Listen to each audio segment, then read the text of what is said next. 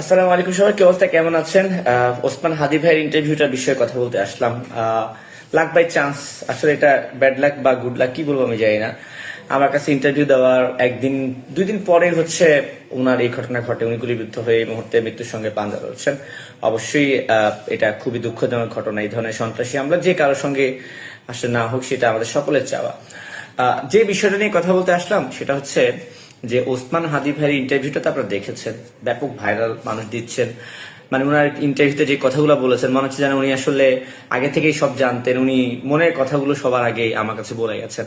কিন্তু এই ইন্টারভিউটা নিয়ে না আমার কিছু ব্যাপার আছে, কথা আছে বলা, শেয়ার করা, মানে শেয়ার করি। যেমন ওসমান হাদি ভাইকে ইন্টারভিউর জন্য আমি নক দিয়েছিলাম প্রায় 2.5 মাস আগে, রিসেন্টলি না, প্রায় 2.5 মাস আগে। আমি ওনাকে একদিন বললাম যে ভাই, আমি তো আসলে ইন্টারভিউ নিয়ে কাজ করি, যেহেতু আপনি ইলেকশন করবেন, রাজনীতি দিয়ে কাজ করছেন, আমি তরুণদের নিয়ে কাজ করি, একটু আসেন আপনার সঙ্গে বসি, আপনার কথাগুলো একটু শুনতে চাই, কিভাবে কি করতে চান। তো উনি আমাকে বলে যে তানভীর ভাই, আমি আপনাকে ইন্টারভিউতে অবশ্যই খুব আগ্রহী, বাট একটু পরে, কিছুদিন পরে দেই, সময় হোক, আমি আপনাকে জানাবো। আচ্ছা। তো এরপরে যেদিন উনি ইন্টারভিউ দিবে, অর্থাৎ ডিসেম্বরে, এই যে এই ঘটনা ঘটার ঠিক 2 দিন আগে, 3 দিন আগে আমি ওনাকে নক দিলাম যে ভাই ফ্রি আছেন কবে। তখন উনি আমাকে বললো যে ভাই কবে করতে চান। তাই আমি বললাম যে ভেরি সুন। তখন উনি আমাকে বললো যে ঠিক আছে, আসেন অমুক দিন আমরা ইন্টারভিউটা শুটটা করে ফেলি, কতক্ষণ সময় লাগবে। আমি বললাম যে আমার বেশিক্ষণ লাগবে না, ঘন্টা টাইম দিলে এনাফ। কোথায় করবেন? তখন উনি আমাকে নিজে প্রস্তাব করলো প্রথমে যে শাহবাগে, ইনকিলাব মঞ্চ যেটাকে বলে, শাহবাগে উনি ইন্টারভিউটা দিতে চান। তা আমি বললাম ঠিক আছে ভাই, আমি তাহলে আমরা কালকে দেখা হচ্ছে ইনশাল্লাহ, কখন শুটিং করবো বা আপনার টাইমটা কখন। তুমি আমাকে বললো যে আমার 11:30 বনানীতে একটা নির্বাচনী কাজে যেতে হবে, আপনি আমাকে 11:30 আগে ছেড়ে দিবেন, 10টার দিকে আমরা তাহলে শুরু করি। আমি আচ্ছা। এর মধ্যে রাতে আবার ওনাকে ফোন দিলাম, দিয়ে আমি ওনাকে বললাম যে ভাই, যেহেতু আপনার 11:30 যেতে হবে, আমরা তাহলে একটু আগে শুরু করি, আমি 9টার মধ্যে চলে আসবো শাহবাগে শুটিং এ, ইউনিট নিয়ে, আপনি তাহলে চলে আসেন। আচ্ছা ঠিক আছে। তারপর উনি না আসলো, আমি পরের দিন গেলাম 9টার সময়, আমি আমার টাইম মতো পৌঁছে গেছি। যে ফোন দিলাম যে ভাই কোথায়, বললো যে আমি বাংলা মোটরে নির্বাচনী প্রচারে, ভাই 5টা মিনিট ওয়েট করেন, আসতেছি। 10-15 মিনিট মধ্যে চলে আসলো শাহবাগে, রিক্সা থেকে নামতেছে। না, আমার তখন দেখেই আমার মাথায় পড়ে যে একটা লোক নির্বাচন করতেছে, সাথে কেউ নাই, একটা ছেলে আছে সাথে। আর ওনার যেহেতু অনেক ফোকাসিং একটা ফেস, বাংলাদেশের আইন শৃঙ্খলা পরিস্থিতি এই মুহূর্তে ভালো না। আমি তখন ওনাকে এমনিতে বললাম যে হাদি ভাই, আপনি যে এই একা একা হাঁটাচলা করেন, ভয় লাগে না? তখন বলছে না ভাই, কিসের ভয়, আল্লাহ ভরসা। এগুলো কিন্তু শুটিং এ না, শুটিং এর বাইরে বিহাইন্ড এর গল্প বলতেছি।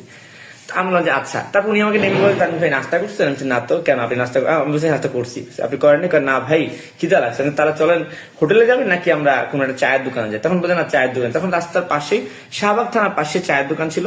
সেই চায়ের দোকানে আমি, আমার দোকান ছিল, সেই চায়ের দোকানে আমি, আমার দুজন ক্যামেরাম্যান, আমার ইউনিটের ড্রাইভার হাদি ভাই, এবং হাদি ভাইয়ের সঙ্গে একজন লোক আসছে, সেই লোকটার সহ আমরা চা খেলাম। চা উনি এক বাক্যে বলল ঠিক আছে চলেন। মানে শুটিং শুরু হওয়ার আগে কথা। এভাবে করে করে আমাদের প্রায় আধা ঘন্টা 45 মিনিট লস হয়ে গেল। আচ্ছা যাই হোক, এরপরে সিদ্ধান্ত নিলাম যে আমি শুটিং করতে যাবো। শিলানিবানে গেলাম, শুটিং করলাম। শুটিং শেষে কথা বললাম। আমি তো শুটিং এ যা যা প্রশ্ন করছি সবই আপনারা দেখছেন। তারপর আবার গাড়িতে উঠলাম শুটিং শেষে। গাড়িতে উঠে আমি আবার বললাম যে ভাই, আপনি একা একা ঘুরেন না। কেন ভাই? তাই আমি বললাম যে ভাই, দিনকাল ভালো না, একা একা ঘুরেন, একটা আইসা শুট করে দিলে শেষ, এগুলো ভয় ভাগে।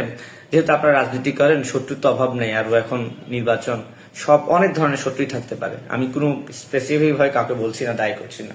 তো আমি বললাম যে অনেকভাবেই শত্রু থাকতে পারে, এগুলা করেন না, মানে একটু সেফটি নিয়ে চলে ফেলে গেল। উনি আবার আমার না ভাই, আল্লাহ আল্লাহ, কিচ্ছু হবে না ইনশাল্লাহ।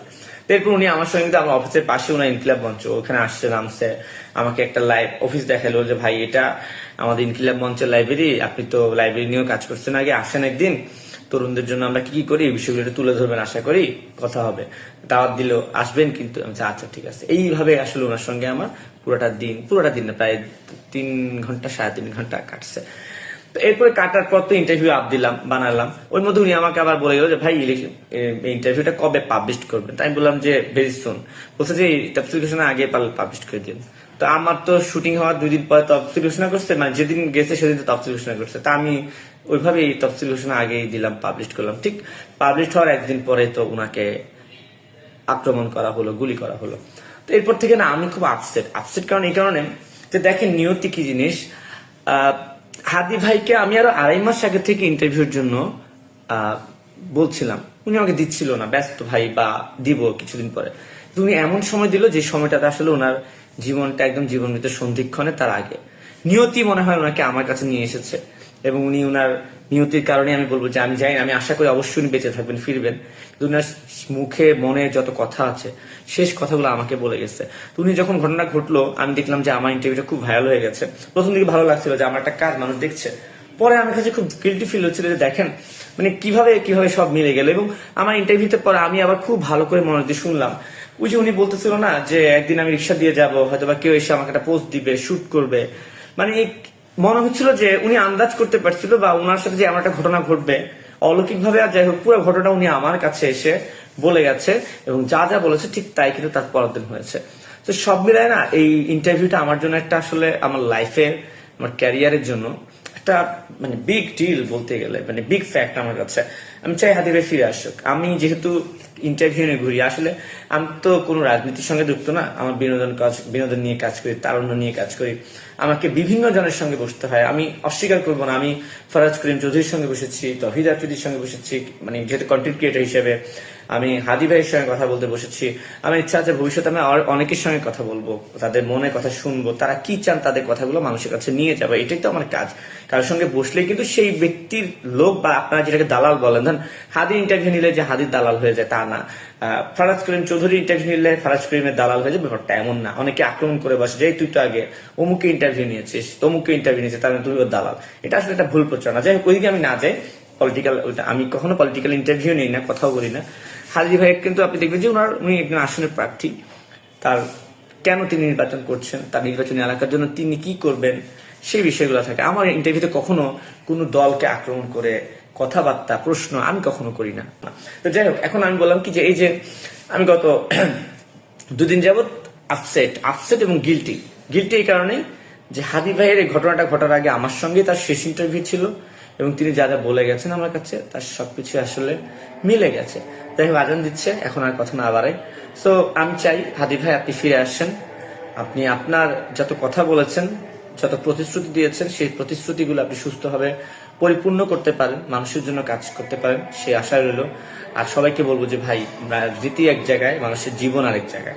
কারো জীবন মৃত্যু নিয়ে হাসি ঠাট্টা করবেন না, কারোর প্রতি আক্রমণও করবেন না। ভাই, আপনার সঙ্গে আমার মতের দ্বিমত থাকবেই, তাই বলে আপনি আমাকে মেরে ফেলবেন, এটা আসলে হয় না।